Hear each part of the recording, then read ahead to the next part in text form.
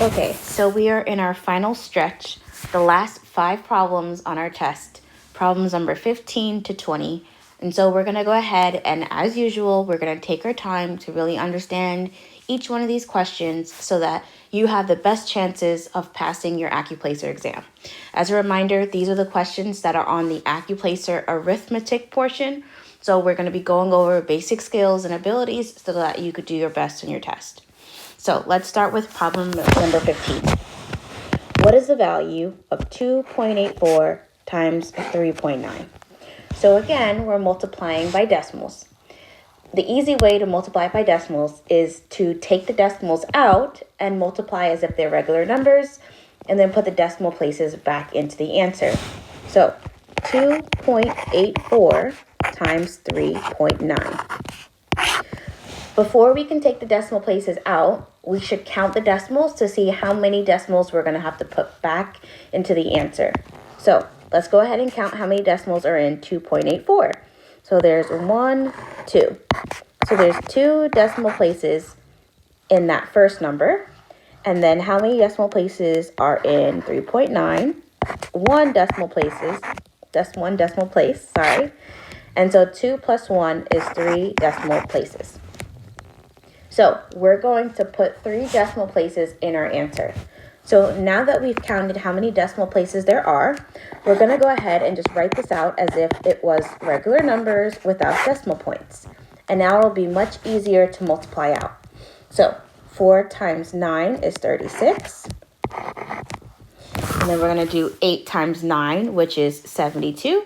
72 plus 3 is 75. Bring down the 5, carry the 7. 2 times 9 is 18, and then 18 plus 7 is 25. Now that we're done with that 9, we're going to cross off the 9 and put a 0 below it. And now we're going to multiply everything against that 3. So we're going to do 4 times 3, which is 12. We're going to carry a 1 here now. 8 times 3 is 24, plus 1 is 25.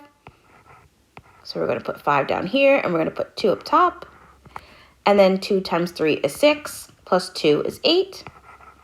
So we're going to put 8 here, and we're going to go ahead and add. We're going to do 6 plus 0 is 6. 5 plus 2 is 7. 5 plus 5 is 10. Carry the 1. 8 plus 2 is 10. Plus 1 is 11. And so now we're going to have our answer, but we need to put our decimal places back in the answer. So remember, we counted 3 total decimal places. So we're going to have 3 decimal places in our answer. 1, 2, 3. So our answer is going to be 11.076. So our answer is going to be B. Now, I talked a lot about my workbook and how my workbook can help you to practice problems like this. So let's go ahead and look at that workbook for question number 15. And this is a portion of my workbook to show you how we can practice problems like this in a very logical manner. So we're going to go ahead and practice what is 4.31 times 5.5. So first we're going to write it out. 4.31 times 5.5. In our next block, we're going to count how many decimals that is. So 4.31, that's 2 decimal places. And 5.5, that's 1 decimal place. So there's a total of 3 decimal places. Now we're going to rewrite this problem without decimals in it. 431 times 55. And we're going to go ahead and multiply that out. 1 times 5 is 5. 3 times 5 is 15. Carry the 1. 4 times 5 is 20 plus 1 is 21. Then we're going to cross off that 5. 0 below it. 5 times 1 is 5. 5 times 3 is 15. 4 times 5 is 20, plus 1 is 21. And we're going to add those 2 rows together. 5, 10, 7, 3, 2. And so the answer is going to be 23705. But we have to make sure that we add the amount of decimals back. So there was 3 decimals in our answer. So we're going to move the decimal place over 3. And so our answer is going to be 23.705. I developed these boxes so that it's easy for you to take the decimals out, to count the decimals, and then to put the decimal places back in your answer.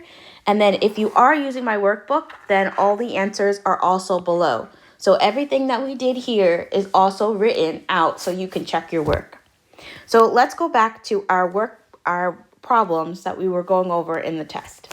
So that was problem number 15. Let's go ahead and go to problem number 16.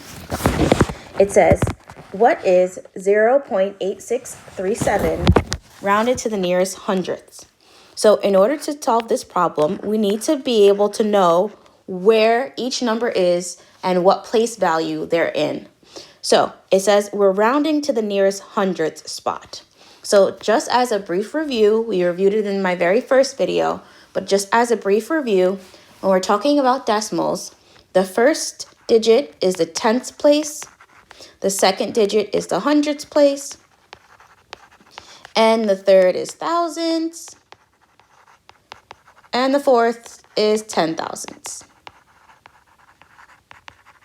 Okay, so if we're rounding to the nearest hundredths, I'm going to show you exactly how we would go about doing that. 0.8637. So whatever place value you're rounding to, you underline the digit that's in that place.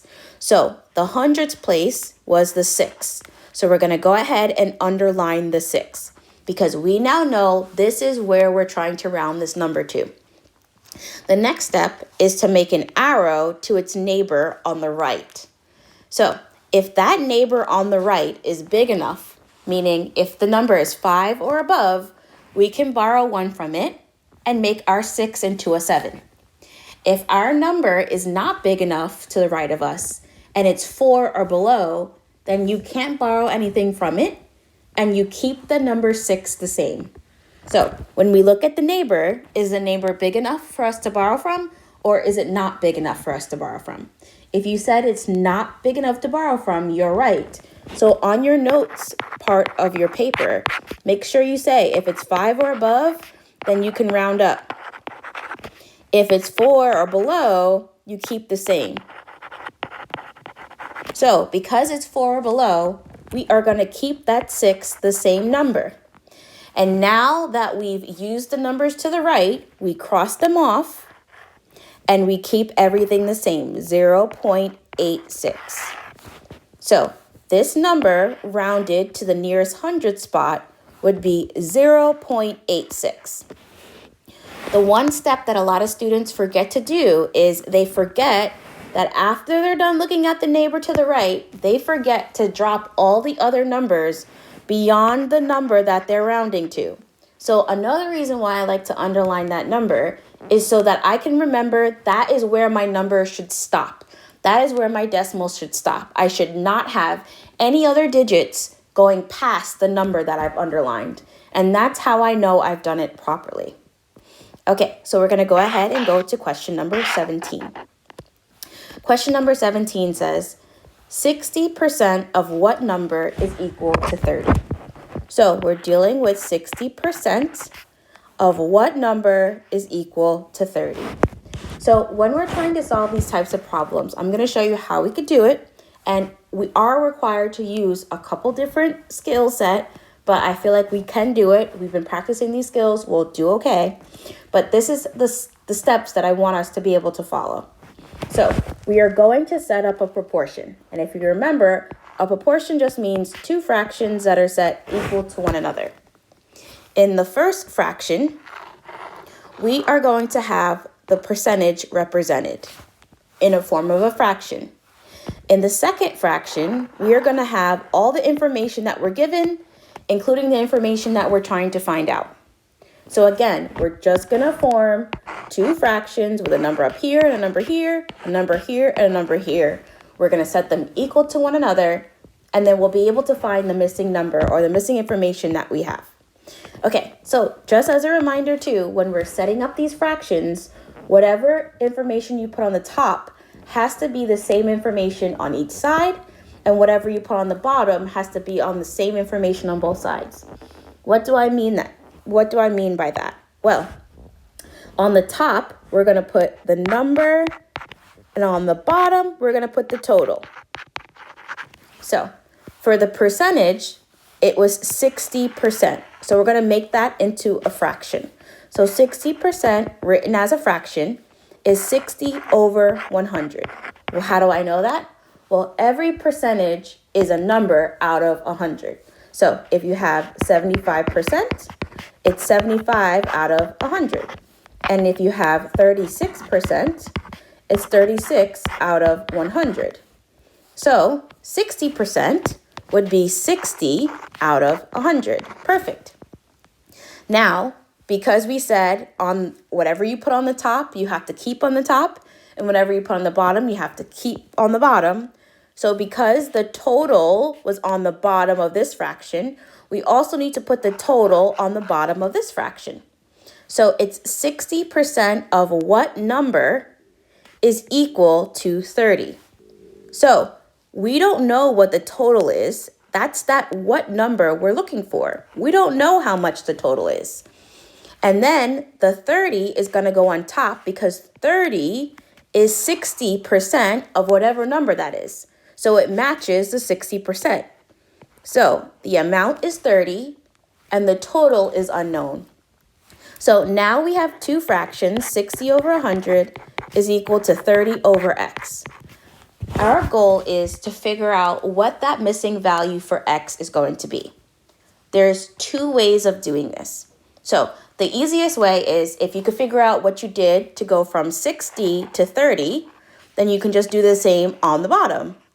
So 60 divided by 2 is equal to 30. The way that I know that it was dividing is because I went from a larger number, 60, to a smaller number, which is 30. So in order to get from 60 to 30, I divided by 2. So whatever you do to the top, you have to do to the bottom. So in order to figure out what x would be, you would do 100 divided by 2, and that would equal x. Well, 100 divided by 2 is equal to 50. So x would be equal to 50. That is one way to solve it. Whatever you do to the top, you have to do to the bottom. So what is the other way to solve it? I will show you, but I only recommend doing this if you feel like you're skilled at this. A lot of people love doing this method.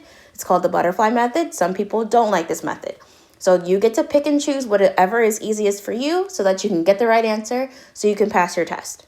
So I'll just show you what the butterfly method is. You cross multiply. So you do 100 times 30, and then you do 60 times x. The reason why it's called the butterfly method is because it kind of looks like a butterfly. Very cute. Okay, so then you do 100 times 30, which is 3,000, would be equal to 60 times x, which is just 60x. To get that x by itself, you divide both sides by 60, and your answer would be x is equal to 50. So our answer would be D, which is 50. So we went over a lot of information in this one. I don't want to just skip over it so that you can get to the next problem. If it was easy for you, you understand it, go ahead and just fast forward a little bit to problem number 18, because I'm still going to do 18, 19, and 20 in this video. So you can go ahead and go right along. For the students who said, whoa, Miss Amber, you lost me and I don't even know where you lost me. That's okay. It's honest. I want to make sure that we don't lose you on the test as well. So now that we've explained every single piece of this step, I just want you to just watch how I would solve this on a test without too much explaining, but just watch how I would do this. 60% of what number is equal to 30? I automatically know that I'm going to solve a proportion. 60% is going to be this first fraction. So 60% is 60 over 100. Perfect. My second proportion is going to be whatever information that I was given in this problem. So I remembered that the total is on the bottom and the amount I have out of the total is on the top. So I have to keep that consistent with this right fraction. So the total has to go on the bottom, but they didn't tell me what the total is. I'm trying to find of what number, or I'm trying to find that missing total. So because that information is missing, I'm going to put X. And then it says 60% of that is 30. So because it's equal to the 60%, the 30 is going to be on top where the 60 is. So now I have my two fractions set equal to each other, and I know that there's two ways that I can solve this. I can easily see that to go from 60 to 30, I divide by 2. So because I divide by 2 on the top, I'm going to divide by 2 on the bottom.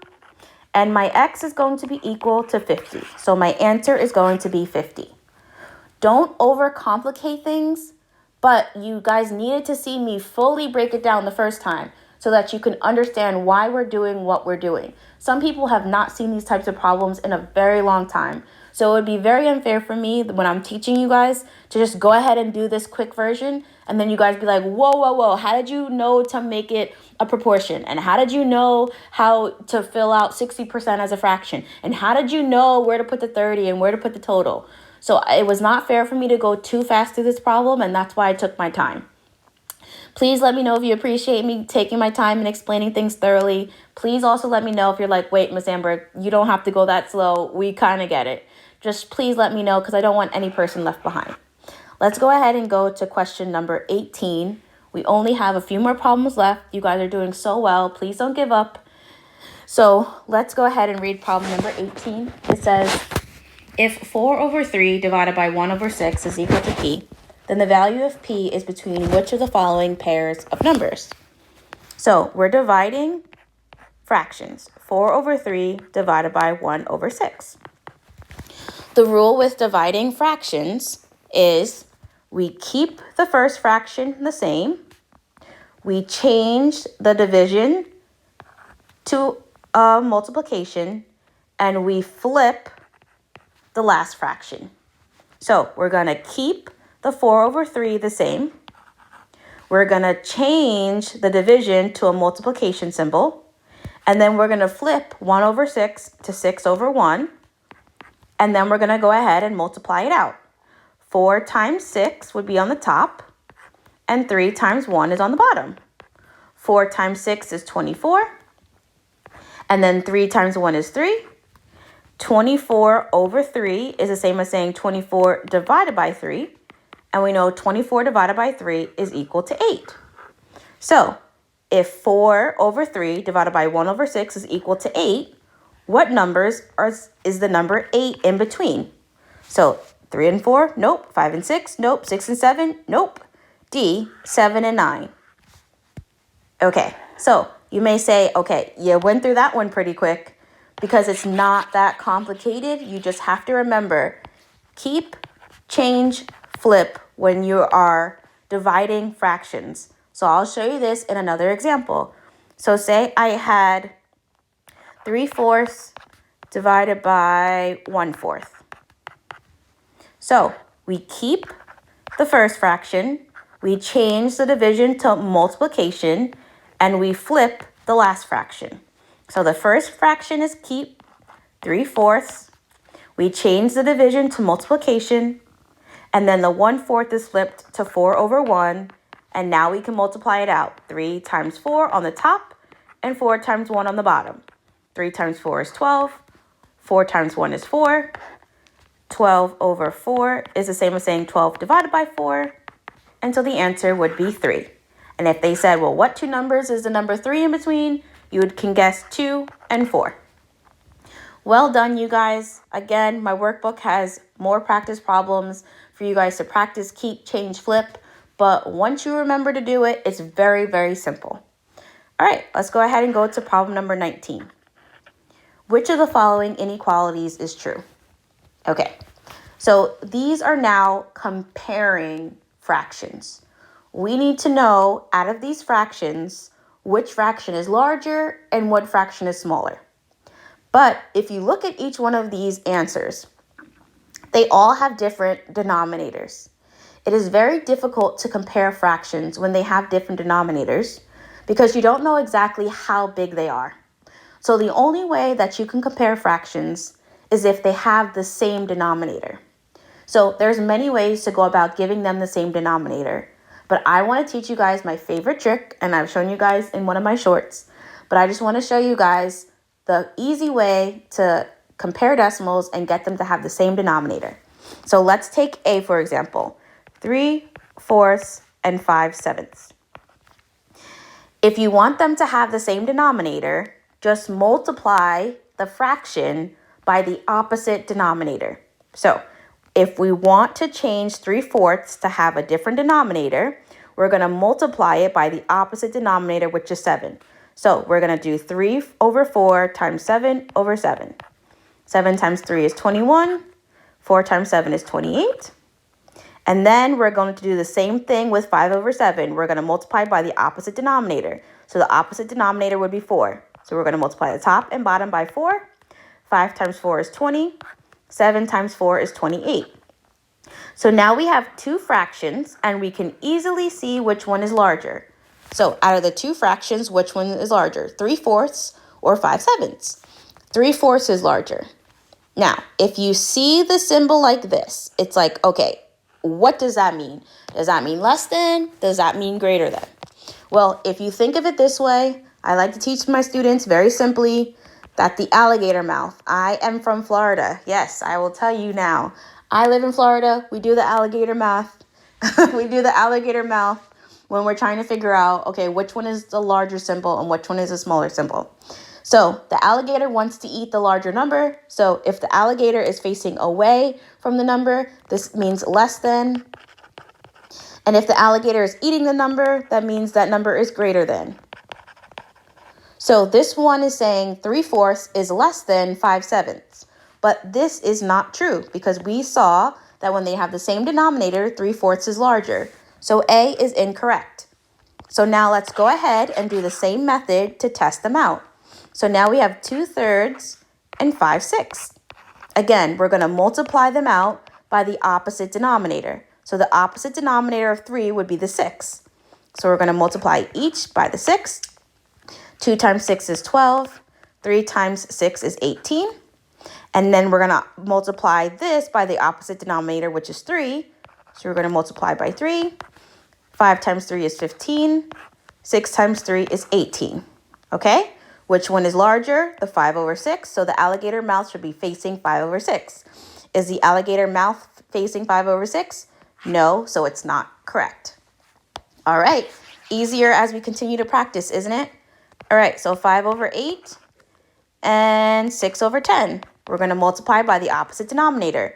What is the opposite denominator of the 8? Is the 10. So we're going to multiply the top and the bottom by 10. 5 times 10 is 50. 8 times 10 is 80. And then we're going to do the opposite denominator of 10, which was the 8. So we're going to multiply it by 8. 6 times 8 is 48. 10 times 8 is 80. The alligator mouth should try to eat the 5/8. So let's see. Yep, the alligator mouth is eating the 5/8. But let's go ahead and test out D just to make sure if it's correct. If you're running out of time and you find the right answer, move to the next problem. But if you have enough time to practice and you want to see if you're getting the right answer, go ahead and test each one of the answers out because you never know if you may have done something wrong. And we've seen in my previous videos that even Miss Amber does things that are wrong and crazy sometimes. So it's always good to just double check. So again, we're going to multiply by the opposite denominator. The opposite denominator for the 5 is the 9. So we're going to multiply the top and the bottom by 9. So 4 times 9 is 36. 5 times 9 is 45. And then we're going to do the opposite. So we're going to multiply the 9 by 5. The opposite denominator, 2 times 5 is 10. 9 times 5 is 45. Which one is larger? The 36 over the 45. So the alligator mouth should be eating the 4/5. And in this case, it is not. So now we know that our answer is C. So again, we just need some practice. When you're comparing two fractions that have different denominators and you don't have all the time in the world to figure out an amazing new way to figure this out, just multiply each fraction by the opposite denominator. Then you'll get two fractions that have the same denominator and you can easily compare the two. Excellent work. You guys haven't given up. I'm super proud of you guys. So let's go ahead and go to our last problem, which is problem number 20. Whew, I'm running out of breath, but we're doing great. So it says, Carol works at a bookstore and a restaurant. In a 28-day period, Carol worked 1/4 of the days at the bookstore and did not work 1/14 of the days. On the remaining days, Carol worked at the restaurant. How many days did Carol work at the restaurant during the 28-day period? So let's just write this out. So she worked 1/4 of 28 days at the bookstore. Then she worked 1/14 of 28 days. Well, she did not work. Did not work. Okay. I'm happy. She needed a day off. And then on the remaining days, she worked at the restaurant. So whatever's left over, she worked at the restaurant. So let's try to figure out what is 1/4 of 28. So we learned in our previous videos that when you're looking at the word of, you're multiplying. So we're doing 1/4 times 28. Okay, well, how do we multiply a fraction? Oops, I'm sorry. How do we multiply a fraction by a whole number? Well, it's very simple. 1/4 times 28. Put that whole number over 1, so it also is a fraction, and then just go ahead and multiply the tops and multiply the bottoms. 1 times 28 is 28. 4 times 1 is 4. 28 over 4 is the same as saying 28 divided by 4, which is 7. So 7 days she worked at the bookstore. Awesome. So 7 out of the 28 days she worked at the bookstore. Now let's see how many days did she not work. 1/14 of 28. So remember, of means multiplying. 1/14 multiplied by 28. We multiply that out by putting 28 as a fraction over 1. Now multiply them out. 1 times 28 is 28. 14 times 1 is 14. 28 over 14 is the same as saying 28 divided by 14, which is equal to 2. So 2 days she did not work at all. So if 7 days she worked at a bookstore and 2 days she didn't work at all, how many days are left for her to work at the restaurant that would equal 28? Well, just go ahead and add these two numbers together. 7 plus 2, which is 9. And then you would do 28 minus 9. So 28 minus 9 would be 19 days that she worked at the restaurant. And so her answer would be B. If any of these problems you'd like to have extra assistance on, please check out my workbook. I took a lot of time creating it. I really appreciate you guys watching my videos. And just know that any money that you spend on any of my workbooks or my checklist, it just helps me dedicate more time to making more videos for you guys. So I really hope you guys do well. We are now officially finished with the Accuplacer arithmetic portion. You can go through on my 3 different videos at this point and go through each one of the problems and practice as much as you'd like. But you can also just check out that workbook and have more practice for each one of the skills that are required to answer every single one of these problems. I love you guys, and I hope you guys do well on your tests. Please, please, please, if you pass a test and it was because you studied with me, come back and let me know. That makes me so very proud of you guys. I look forward to seeing you guys soon. Bye.